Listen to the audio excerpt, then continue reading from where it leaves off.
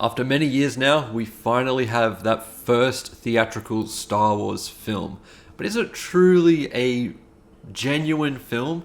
The Mandalorian and Grogu, the continuation of the 3-season show being a theatrically released film with a bigger budget, more resources, and a bigger screen, does The Mandalorian become that true Star Wars successor that we've been looking for?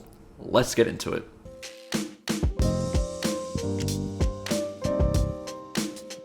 I'm going to get this right off the bat by saying, not really. It isn't that big epic Star Wars film that you may be looking for. I think a lot of people had their expectations really high, being the first Star Wars movie in 7 years.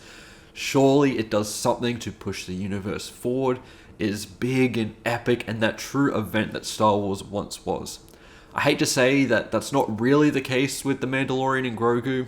I think for me, my expectations weren't that high. I felt like this was a movie that was going to shoot for a double, and I think it hits a double.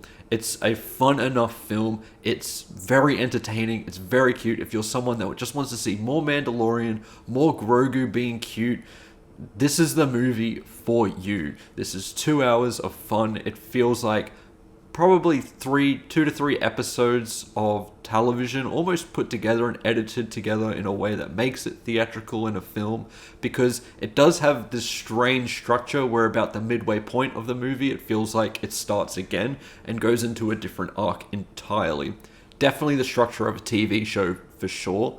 And for me, I felt like the second arc was more entertaining to me personally than the first one. And then as a whole experience, I had a good time with this.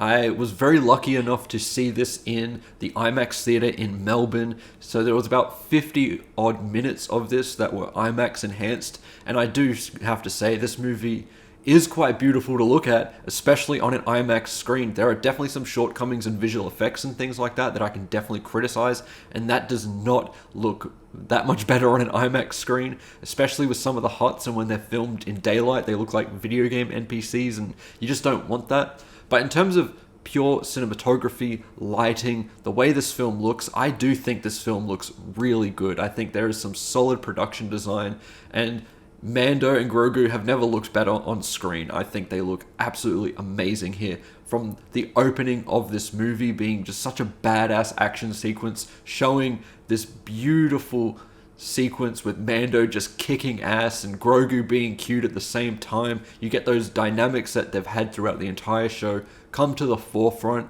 while they're fighting ATSTs. It's really, really cool and looks amazing on an IMAX screen. I was really blown away by that.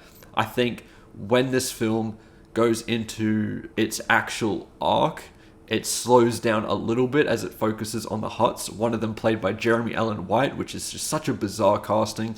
But I think he's decent enough in the role. I don't think it's the greatest thing I've ever seen from him, but it's fine. It's serviceable work, and the character is interesting enough to give that depth to some of the HUTs, even if they choose to have him speaking in English dialect, which is not something that we're used to seeing in Star Wars, and some of you may look at that as a bit of a betrayal of the HUTs, but be that as it may, I think the character was fine enough, and he added a nice little dynamic to Mandalorian and Grogu.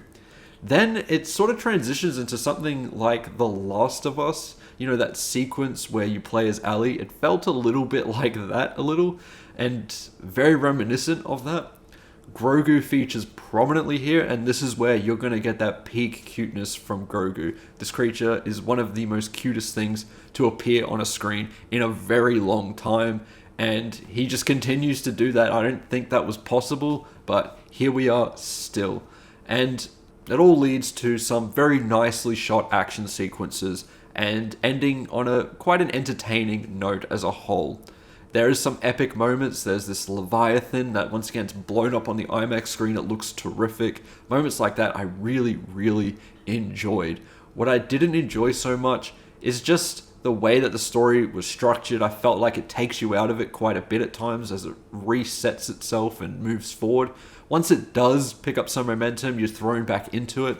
But I did find some of it to be a little dull as a whole, and I was a little bit disappointed in the fact that, this is a big theatrically released movie, and I looked at this like a lot of TV movies where it's mostly the finale of the entire show, but done in big epic fashion. And that's not really the case here. This is just another adventure with Mandalorian and Grogu. I don't think this ends in a way that pushes that forward or gives it any finality. It doesn't really push Star Wars as a whole forward too much. So that is definitely quite disappointing. And I think for a lot of you out there, it might turn you off this movie completely and make you hate the thing. I do know that a lot of you out there, especially really diehard Star Wars fans, will probably not like this movie. And that's okay. I completely understand why. As for me, I did enjoy my time with this. I came out of this just having a lot of fun, because all I really wanted for this is to see Mandalorian kick some ass and Grogu being super cute, and that's kind of what I got here. And yeah, as I said, it shoots for a double and it hits it. There's some great sequences here and there's some great character moments. It just has everything that I could kind of ask for in this movie. But yeah, definitely being a little too safe is pretty disappointing, and that's why this movie could be so much better than it actually is. And as a score, I'm going to give The Mandalorian and Grogu a 3.5 out of 5, because I think it's solid enough and worthy of your time in the theater. Is it one that you're going to be obsessing over? Probably not. This thing is quite disposable as a whole and a little forgettable. And I'm probably being way too high on a movie that has those sort of qualities. But as I said, I had fun. And if it came on TV another time, I'd probably watch it, because it just has that sort of quality to it. And those are my thoughts towards The Mandalorian and Grogu. If you've seen the movie, let me know what you guys think about it in the comments below. I'd love to hear your thoughts. Remember to like and subscribe, and I'll see you in the next one. Goodbye.